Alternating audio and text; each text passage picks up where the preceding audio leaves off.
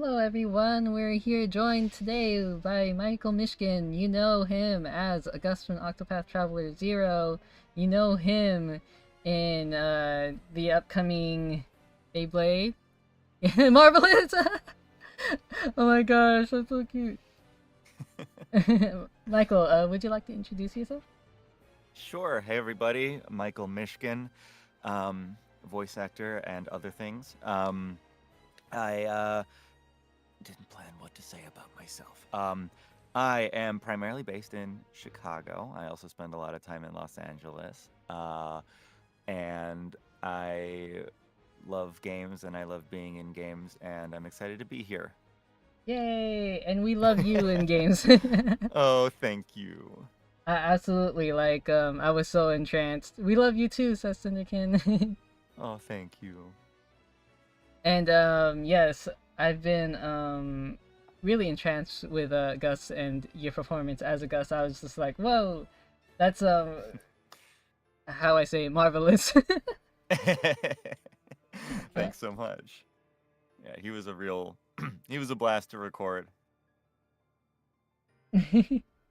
um, I like to start each of these sessions by breaking the ice a little bit. So what have you been into lately? Like whether it's like a game, an activity, place, maybe even just a food. Yeah, so every time I try to play a new game, I end up playing Hades 2 instead. Complete stranglehold on me. Before that, it was Silk Song, and then well after Silk Song I replayed Hollow Knight 1, and then I was back into Hades 2. And then before that, it was Clair Obscur. God, there's so many good games this year. It Um, was. yeah. So like that's been most. Oh, and before that, I played Nine Souls at the start of last year. It was a year ago now, but that game rocks. Also, I've like fully fallen into the get good genre of games where it's just like there are no difficulty settings. You just either are bad or you can win. Um, so that's what I've been into for a long time. It really is like such as Nine Souls. I heard great things about it. So stuff Yeah. like Dark Souls, where people are like, "Oh, please add a difficulty setting on it." It's just like, nope. No, get good. Yeah, Nine Souls. Nine Souls. I loved so much. I have a friend. So it's a Taiwanese developer, and I have a friend who speaks Mandarin. So I reached out to them by email, and I had her translate it for me because I'm like, can you please let me make a dub for this game Oh because my I love it gosh. so much, and I feel like uh selfishly, I feel like I would be a good fit for the main character. but Hell but I yeah. really loved that game, and they were just like, no, no, No. thank you. We'll let you know if we ever decide to do that. I'm like, that's a really polite no. But you know what? Damn it, I tried. That was one of my first experiences of being like, you know what? I'm just gonna ask and see what happens. Worst case, they say no, and then they did. But it's a great game. Highly recommend it. Super, super fun. They say you've got main character energy. You miss 100% of the shots you don't take. You do. And you know what? I missed that shot anyway, but that's okay. It's okay. It turns out there was no basket for that one. You know, I don't think they'd have said yes to anybody. They're just like, we don't want that. We don't give a shit. Yeah, Um, maybe in the future. yeah, down the road they'll be like, "Hey, wait a second, Michael brought that up." Yeah, That'd be I did really, really see great. when I sent their email when I sent the email to them. So like I obsessively check the analytics on my website, which I should not do, but I do because I'm always like trying to like piece together like, okay, uh, like anytime I see a hit on my website from like the LA area, I'm like, someone important is looking at my website. But I can also see like when my demos have been downloaded. So I sent them that email, and then I saw like a few days later a hit on my website from Taiwan, and I saw that my demos had been downloaded. So I'm like, okay, we're gonna count that as a victory, even though they didn't respond to the email until I bothered them in like a month later. So you know, maybe that'll lead somewhere one day, and maybe it won't. But we took the shot, and that's what matters. Oh my gosh, that's amazing. Hmm. You know what? Like, I totally feel what you do. um, Someone says, "Hi, you're awesome as Luminar." Oh, thank you. Yeah, Luminar is super fun. He's a real piece of shit. Honestly, pretty much every character I play is a real piece of shit. Can I? Is it okay if I swear? Yeah, Because I've yeah, already yeah. done it like We 10 could times. say definitely. Okay, cool. I have nieces and nephews, so I can self-censor if necessary. But honestly, my nephew swears more than me, and he's like 7. Oh my gosh. um, Yeah, he's a piece of beep. yeah. For those who don't know, that's Luminar from Shark Bait, the lovely individual in the middle bottom there. Mm-hmm. He's such a flirt. Um, honestly, it's like weirdly validating to be in like a dating sim type game, because like I was always too anxious to like try to date people when I was younger. And so like getting to like be attractive by proxy is for some reason I'm like, okay, this is validating for me. Like I'm enjoying this experience. And like I I've been I've been reading or narrating romance audiobooks under a pseudonym. I am not going to tell you what it is, but that's Oh. kind of fun too. Honestly, the writing is really bad, so I wouldn't recommend looking for it. It's like literally just like reading someone's AO3 page, but they paid someone to narrate it. Oh. I shouldn't say that. Well, no one knows what I'm talking about. Some of the writing's pretty good, I'm gonna say. But anyway, I enjoy the whole romance subgenre of this stuff because it's it's like a vicarious experience for myself and my younger, more anxiouser self. Yeah, yeah, definitely. I feel that. Lumi is my nemesis as Striker. Yeah. One of my closest voiceover friends plays Striker in that game, and we have like a love-hate relationship, and it's super fun because Terrence is Striker, and he and I are super close, and so when we get to have scenes together where we're inevitably bickering about something, it feels like real life. Oh, that's awesome. Yeah. Oh, it's you. Hi. Hi. Thanks for stopping by. Oh, is that Terrence? Yeah. Oh my God, hi. In the Twitch chat. Oh shit. Oh, thanks for showing up, Oh Terrence. my gosh, hi. Well, good thing I just said all good things about you, right? I have nothing bad to say about Terrence anyway. He's the greatest. Oh, that's so. But speaking of things that you think is good, what drew you most to August, the Master of Fame, and what was Yeah. it like that whole experience of voicing him? So I got so lucky with August. So when I auditioned for him, I so typically the way auditions work is you an actor will be with an agent. The agent receives casting breakdowns from casting directors. They'll distribute it to their talent records, and it goes back up the chain. For Octopath Traveler, that is by and large how it worked. Agencies got sort of packets of all the characters that they were auditioning for, but I was not at the time with an agency that received that. So I didn't get it from an agent, but I had just a few months prior made a connection with the casting director of the game, and she works a lot with her own personal roster as well, and so she sent me August directly, and she said, "Michael, audition for this role." Which is like everybody's dream in the voice acting world, because it's like this casting director already thinks I'm a good fit for this, so just don't fuck it up, and I'll probably book it. And at the time, I had no clue of like the significance of this role, but I received it. I'm like, he seems super cool. I love this art, and it's like at the time I had only booked like maybe one or two other like video game roles, so like that was a massive opportunity for me. And she sent along a YouTube video. Usually for like localized games, dubbing games, you'll get a voice reference. Not always. And this one came along with a YouTube video, which was just a compilation of some things August said in Champions of the Continent, because that had already been out and was public. So I'm like, oh, now I know that this is an Octopath Traveler game, and now I'm much more nervous. But the things I took away from was like, okay, this dude screams marvelous. That's obviously an important thing to get right in the audition because, of course, one of the first lines, the first line that I did have to read ends with "simply marvelous." You know, it's that scene where he's talking about, uh, he's like taunting Schwartz in the first chapter, and he's like, you know, the troop leader fell into a rage, grabbed a knife, and stabbed his wife until her flesh resembled a beehive. I got way more intense with it, and then he ends with, "It was simply marvelous," you know. Oh my gosh.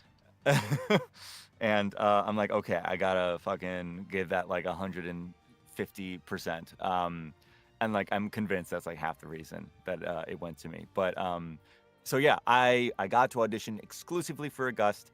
I remember exactly where I was when the casting director called me and told me that I booked it. I was in the gym, so I couldn't like shriek the way I wanted to. And then, we recorded about a month after that. And the first night, as anyone who's played the game knows, August says some fucked up shit. And after the first night, we spent 7 hours total recording over 2 days. I'm like, okay, so this guy is batshit and super creepy. So on the second day of recording, I'm like, I have a raccoon onesie, like pajamas, and I'm like, to me, it's hilarious that I'm going to be saying all this stuff in my little raccoon onesie. So I was wearing that for the entire second day of recording. So that scene where he's talking about how he murdered the maid who was asking for more money. I recorded that in a raccoon onesie, and now you all know that, and you can picture that next time you hear it. That's so amazing. Holy shit. Yeah. So overall, oh, and one last thing. Sorry, I ramble.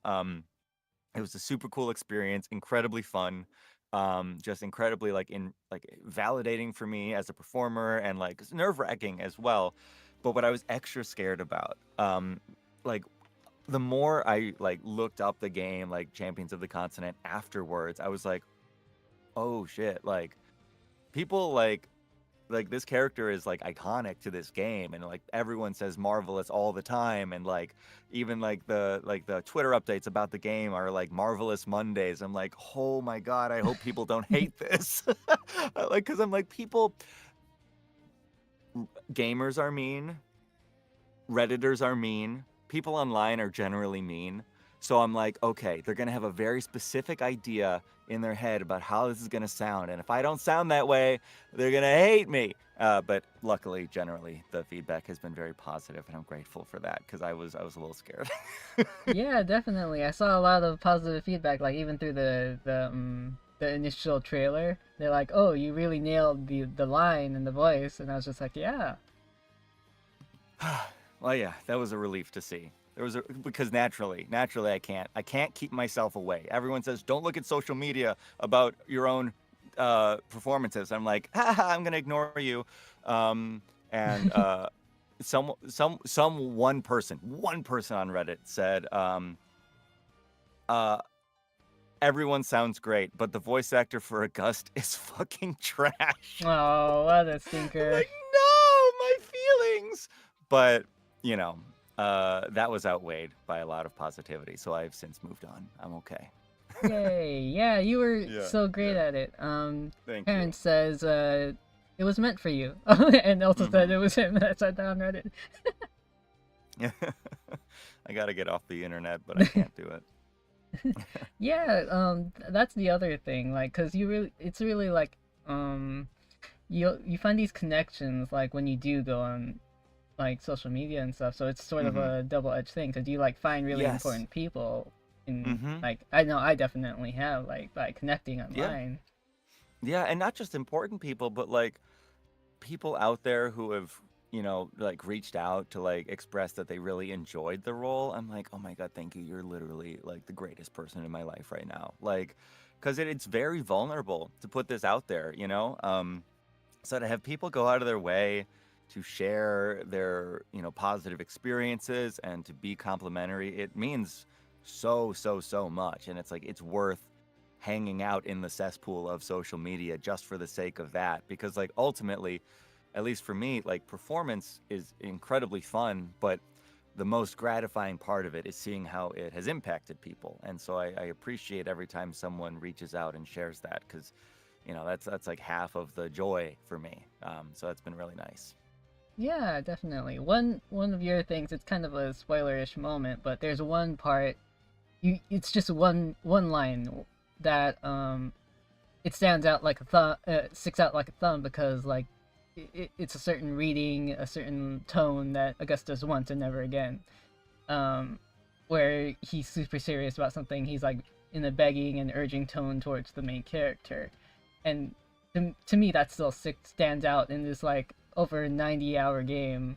That one Mm-hmm. moment is just like, oh my gosh, like that performance was incredible. Thank you so much. Yeah, thank you for sharing. I love hearing that. It makes me super happy. Can I share my favorite line? Yes. My favorite line is so many. I'm sorry if this is also. I'll just keep it vague. He kills someone else. That's not a spoiler. Um, and I won't give you the full performance right now, but he goes, when he says what a climax, in the most like I just came way possible. That was my favorite line, because when that came up, I'm like, I cannot believe that they wrote this. And then I'm like, I'm a little afraid to like go as far as I think this line might want to go. So I kind of held back when I recorded it. And then the director was like, can you take that line like way further? And I'm like, okay, now I have permission. And so, I did it the way that you hear it in the game, and then the director checked with like the representative from the client who was on in the session, and he's like, was that too far? And the guy was like, nope, works for me. Like, sweet. That's Sweet. Yeah, man, amazing. this guy is fucked up. He really is, but that's Yeah. why we like find him so fascinating. He's like very Right. charismatic, Mm-hmm. very screwed up and stuff, but Mm-hmm. that's what's so fascinating. And Honey says the Marvelous is 100 out of 10, no notes. And Terrence says, "Oh, you nasty." Thank you. Thank you to both of you. Rainey agrees with reaching out with people despite the social media cesspool, but like Mm-hmm. it provides opportunities. It does. It does. It's a necessary evil, but I think if you curate your space well enough, there's more good than bad. Like I know a lot of people despise Twitter. Genuinely, I only ever look at the following feed. I don't look at the for you, because I don't want to get algorithmed. So I only see what I want to see, and it's like I mostly just see my friends sharing their wins and celebrating each other. So it's like a fairly positive space. Yeah, definitely. I that's what I do too, because Mhm. I did that on Blue Sky because it was just like, oh, I don't have as much people on here, I think, but Mhm. I feel what you mean. Yeah, that's good. Speaking of Gust, this is kind of shifting a little bit. If you made a stage play of your 2025 experience, what would you want your audience's takeaway message to Yeah. That's a okay. I remember. Thank you for sending the questions ahead of time, because I would have panicked trying to answer this question completely off the cuff. Um, I my sort of mantra for myself. This ties back into like just like reaching out and seeing what happens, is embrace the delusion, which is like a little bit of a self-effacing way of putting it, but I'm like, I no one is going to believe in me if I don't believe in me. And if I don't believe in me, I just have to believe in the version, like this is getting very Gurren Lagann, like believe in the version of me? me that believes in myself, like, which makes no sense. But like, like I have to like I have, I've got these dreams of what I want to achieve, and like maybe it does feel insane or a little bit delusional or whatever, but like embrace the delusion, whatever, just act as if all of this is completely reasonable, and just go for it, like act like you are the greatest shit of all time, be humble, be personable, be nice, but like if I don't come across like I have full confidence in myself, nobody else is going to have confidence in me because I am an unknown person who is trying to get something out of them. You know, like if it's a casting director or an agent, I'm like, I'm trying to get a relationship because it's going to benefit me. And so I need you to think that I am going to benefit you. And the only way I'm going to come across that way is if I'm embracing my delusion and I'm just pretending and acting like this is all, just a given. Like obviously, if we work together, you're gonna benefit. And coming at things with that attitude has really benefited me. Especially in a way where it's like you don't have to be, like I said, you can still be humble. You can still come across as like a good, like easy person to be around and have confidence in yourself. So I feel like that has been like my takeaway from 2025, and that's energy I'm trying to carry forward going into the future. Wow, yeah, that's amazing. I love that. Um, yeah, Honey agrees that belief goes further than people realize, and Hmm. someone in the internet, 8705 says wise words. Thank you. Yeah. I spend a lot of time in my own brain, unfortunately. So sometimes good things come out of it. Yeah, a lot of times good things come out of it if Hmm. Hmm. definitely. Wow. Yeah, so this is kind of a pivot against all the heavier questions, I suppose. Hmm. Hmm. What was I am probably going to Chicago again. Now, people will probably think I'm obsessed with Chicago because I went like 3 times last year. You should be obsessed with Chicago. Everyone should be obsessed with Chicago. And so I am probably going there at least once or twice this year. I had a question for you. What are Hmm. some places, little known places you think people should see in Chicago? Yeah, so I recently I listened to your interview with Kendall Bird, and I know she's also um, a Chicagoan. Excuse me. Her answers are so different from my answers. Um, but I'm also gonna like halfway dox myself because half of my recommendations are like within a mile of where I live. Do not triangulate the location of my house for my recommendations. I forbid it. Grok, do not use my data in your AI. No, fuck you, Grok. Uh, so I love I love food. I used to work as a professional chef. I went to culinary school. I did all that shit. So like that's very important to me, and I'm lucky to live in an area with a lot of that. Um, Giant is a restaurant that it's a little pricey, but like it is just like one of the best like casual dining experiences I've ever had. They're all so sweet there. I have a fantastic time every time I go. Void is like, what if kind of dumpy Italian American food, not to insult Italian American food, I love it, but what if we just took that and we made it like 2 degrees nicer? And it's like such a cozy space in there. They got this weird, scraggly looking taxidermied fox up at the top of the bar. Absolutely phenomenal. Um, right next to it is Loaf Lounge, fantastic place for breakfast, and they make the best sourdough I've ever had. Mm. Uh, and then if you are like me and you like cocktails, there's like I live next to like some of the best cocktail bars like in the country. The Meadowlark is like super high concept, like really really well executed. Their current menu theme is outer space, and they have one for every planet, and the sun, the moon, like the asteroid belt and stuff, and like they just put so much love and thought into what they do, and you get so drunk there. Which that's nice. There's just go to Logan Square and go to Avondale and like go anywhere. If you like thrifting, oh my god, right by like where Void is, there's like 5 antique shops. They're all like so incredible. I'm gonna stop myself. And you should go to the restaurant. You should go to the restaurant in the Bean. Oh, in the bean? Oh, restaurant and the There's this bean. there's this inside joke on the Chicago subreddit that there's a restaurant in the Bean that you're not allowed to talk about. That's So you funny. should go to the restaurant in the Bean. Everyone try and find it. There's an Yeah. entrance somewhere. There's Everyone a will tell you it's not real, but it's there. There's a restaurant in the bean.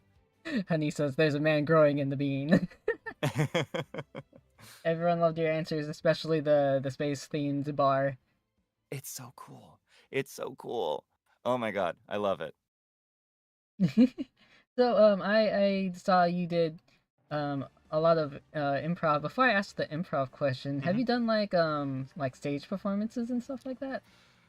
I did in high school. I did like our black box theater club thing. And that was like well before, I had any sort of like education on acting. So I would basically learn the lines and then just like do whatever. I would not I would not call it a good performance, but I had a lot of fun. Um, and prior to that, I had done a little bit as a child, but like I didn't really get all that into performance until like 2019. So I was a bit of a late bloomer on that front. But yeah, I have done improv. Improv is a, like how people are like rejection therapy, where you like go out and you try to get rejected. I feel like improv is that because it's just you're always a moment away from being humiliated. Oh my gosh. And you have to yes and everything. Yes, yeah, you just got it's like, all right, we're up here, we got to make this work, and then like I'll cry later. Okay, speaking of improv then, do you have a hmm favorite improv game or warm up that you've been doing? I do. Yeah, I don't get to do it all that often, but there's this one improv game called like New Choice, or something along those lines, or Different Choice, where basically you'll be just doing a scene with one or two other people, and whoever's like moderating or like running the group will as after someone says something or does something, occasionally they'll just say new choice, and they have to basically rewind to just before they said whatever they said and just do something else. And they might say new choice again, and they just have to keep doing different things to sort of be the next element of this story until this person stops saying different choice, and then the scene just continues from whatever they did last. So like a very contrived bad example is like, what color is your house? My house is green. Different choice. My house is blue. Different, something like that. Um, Oh. and I love it because in improv you can't help but like kind of try to plan ahead. A little bit, even on stage, like while you're talking, you're trying to figure out where is this going to go, how can I land what I'm trying to achieve and things like that. And this just throws a complete wrench into everything, and you are forced to literally act on instinct, because they'll like a good person who's running this game will just keep saying different choice until they're certain that you're out of ideas, and then they'll say it a couple more times.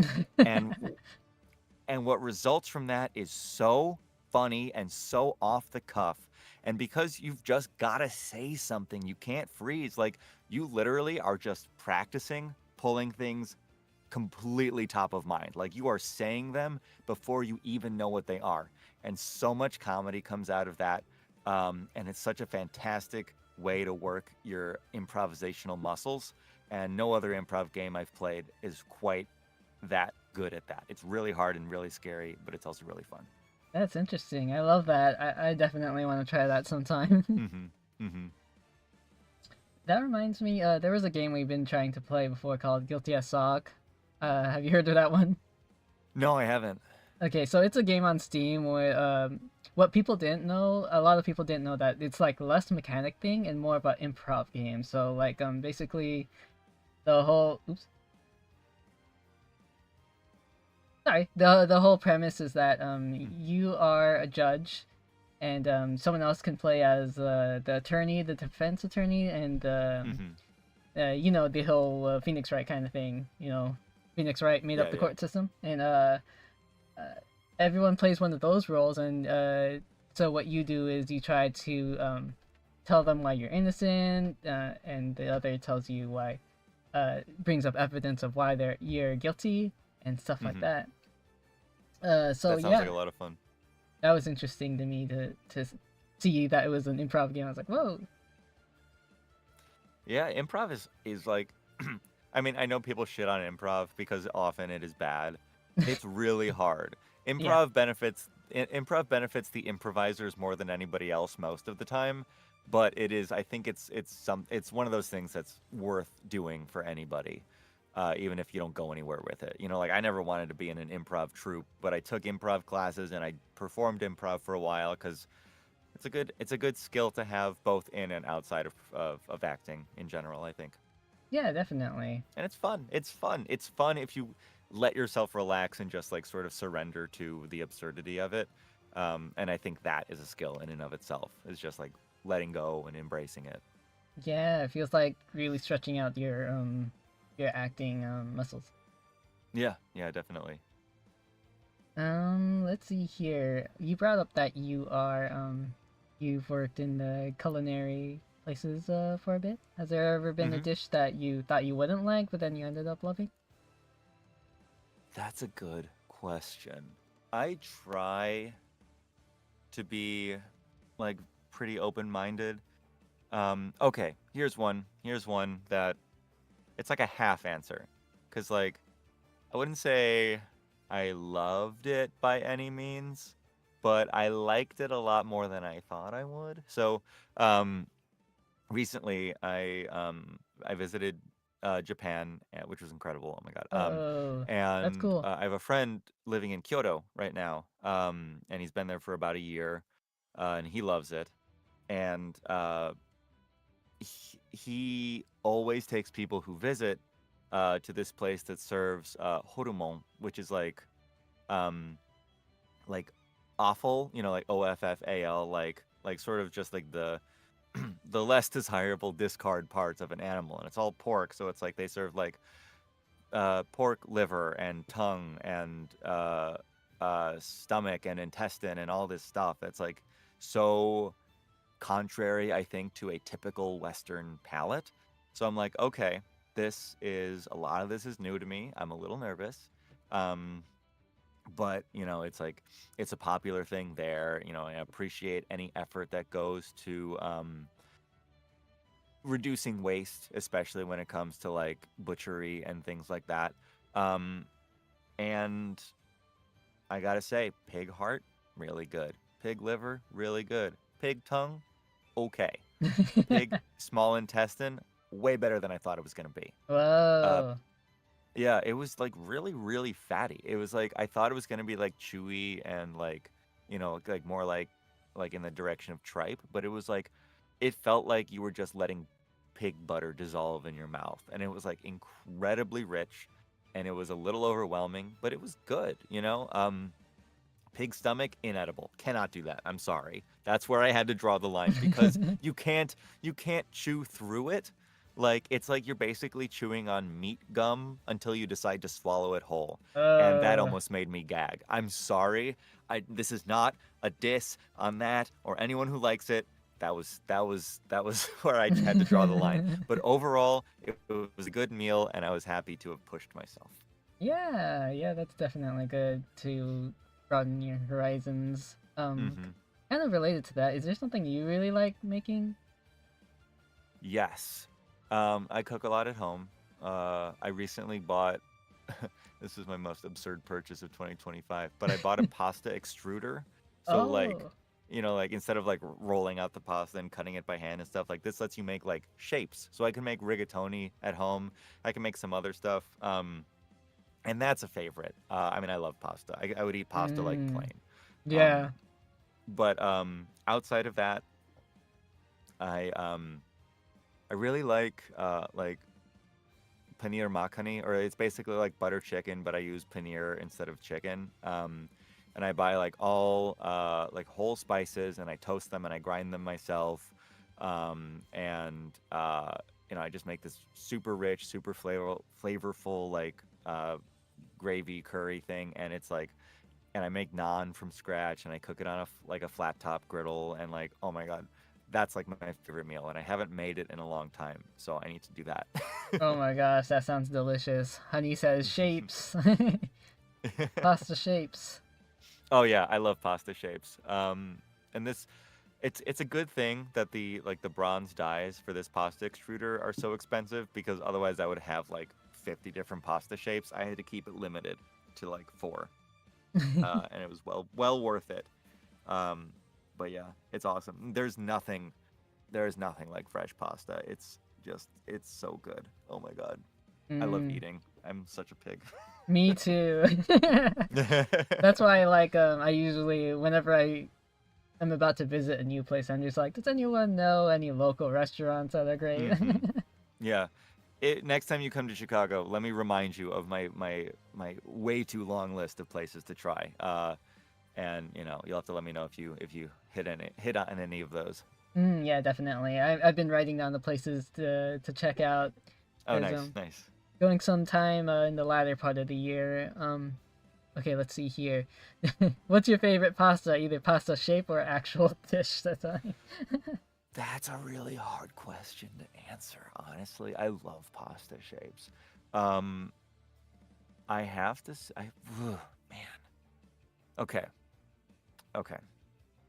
I mean, rigatoni is up there, but it's a little basic. I think my favorite pasta shape is one of the ones that I have. It's called mafaldine. It's basically like a wide, flat strip, kind of like linguine, but the edges like wiggle up and down. Um, so it grips sauce really well, and it's got this really satisfying chew to it. And like anytime I see it on a menu, I'm like, I have to get that. I have to get that Oh, because I know I'm going to go ape shit over it. It's so good. Um, so that. And then in terms of like favorite pasta dish, this is a little basic, but so there used to be a restaurant in Chicago called Coco Pazzo Cafe that their lease expired and then they never reopened, which is sadly how so many restaurants close. And my family always went and we loved it there, even though it wasn't like all that special because we all got their like pasta with spicy tomato sauce.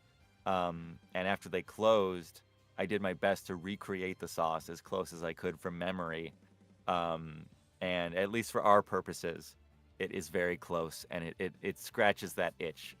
So that is my favorite. It's basically uh, just a simple marinara with a bunch of Calabrian chilies, which a fantastic pepper, by the way. They're both hot and fruity, much like myself. um, yeah. and yeah, it's so good. It's just like canned tomatoes, onion, carrot, celery, a lot of butter, a lot of olive oil, and a bunch of Calabrian chilies and garlic, and it's amazing. Highly recommend it. It's basically an arrabbiata sauce, but I don't know. I don't know the names. Mm, I just know it. I just know that I like eating it. yeah. That sounds amazing. Like recreating that from memory is wow. It was rewarding at the time when I was trying to do it. I think the restaurant was still open, so I got to go back and forth a couple of times and validate it. But even though it's not exactly the same thing, I'm like, I like mine too, so it's good enough. Yeah, and it's sort of like carrying on that legacy in a new form. Yeah, exactly. And he says, "Thank you. That sounds like a amazing favorite dish." Hell yeah, thanks. Um, Before we start to wrap up here, we mentioned before we went live here. There was something you wanted to talk about from Lance from Beyblade X. Yes, yes, yes. So this frame that you chose, where he's holding up his glasses, is so funny because when we were recording this, and we had paused on this because he's like in this pose and it's just his mouth moving. It's anime. They're gonna save money and just do that. The director Tony Oliver, who has been prolific in the anime world for years and years and years, he was like, "Oh, we're gonna have to fix that." And I'm like, "What do you mean?" It's like he's holding up his glasses with his middle finger, which is obviously innocuous, but because the show is targeted towards kids in a Western audience where middle finger is an insult, he's like, we're gonna have to change that to his index finger. And what's so crazy to me is that Bang Zoom, which is the production studio that does this dub and many others, they have an in-house animation department that is actually going to go in and make the modifications themselves to this, where he's going to be holding up his glasses with a different finger, and I just think that is hysterical that they have to think about that stuff. Oh, wow. That's so funny. Mm-hmm. Yeah, it's a much milder version of like in Yu-Gi-Oh, where they introduced the Shadow Realm in the English dub, where it was just you die in the Japanese version. They had to do a lot of editing to make that shit real. Also, the characters, like the guard characters, who in the Japanese version were just pointing guns at people, were just like pointing their fingers at people in a vaguely gun-shaped way, and it's like these are things you don't notice when you're 7, but they're really funny to look back on. Yeah, definitely. That's so funny. Yeah, exactly. The Shadow Realm is perfect. Mm-hmm. And they created lore just out of censoring, which is hilarious. You know, everyone Yeah, says.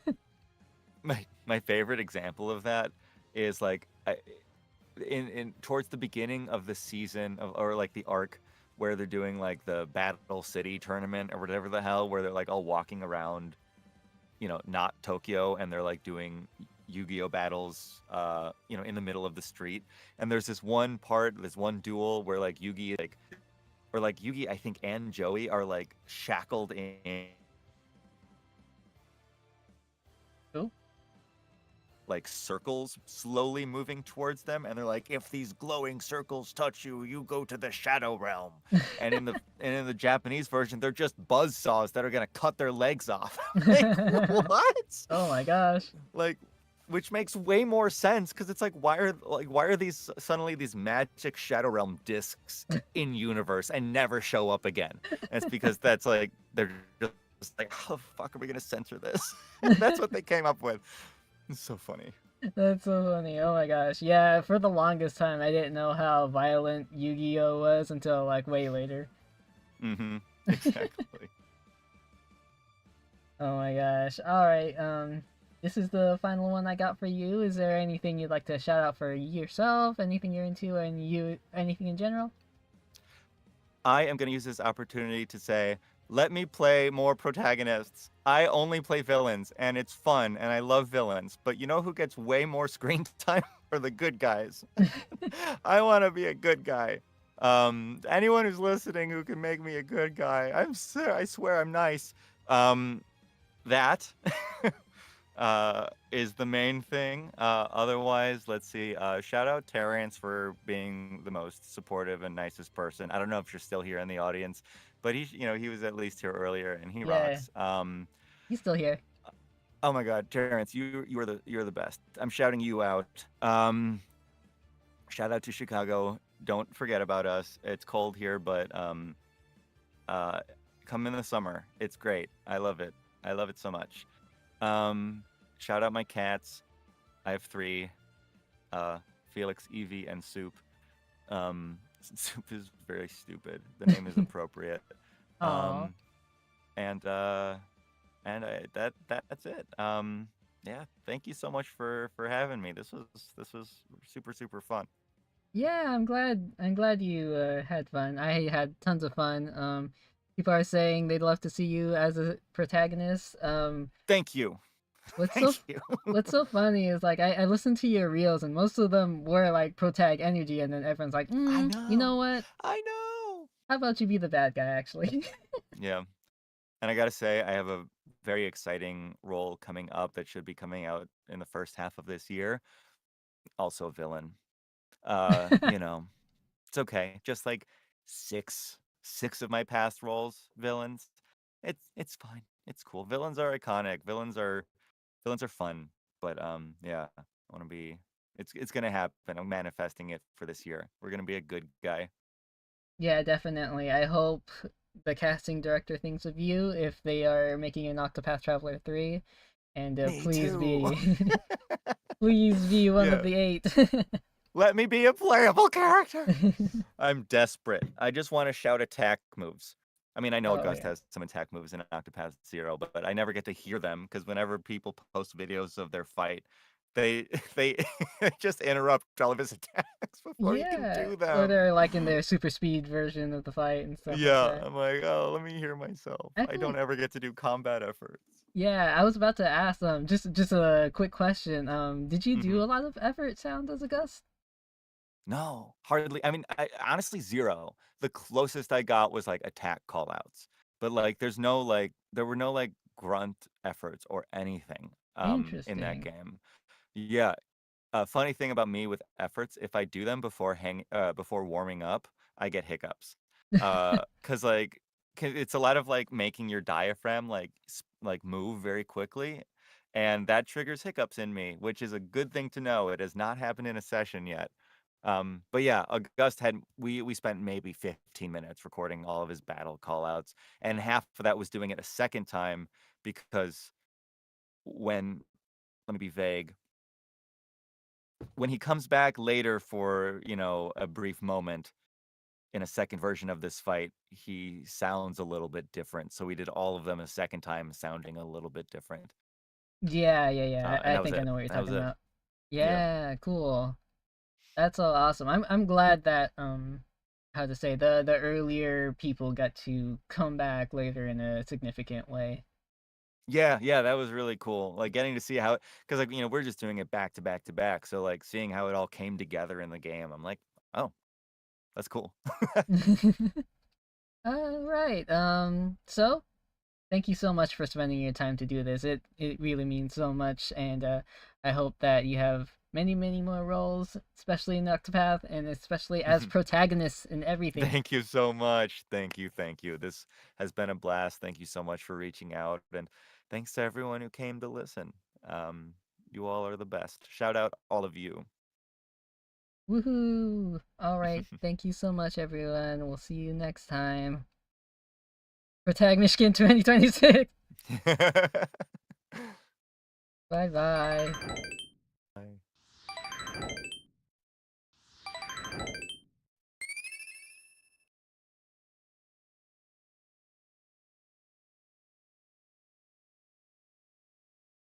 Oh my gosh, thank you so much.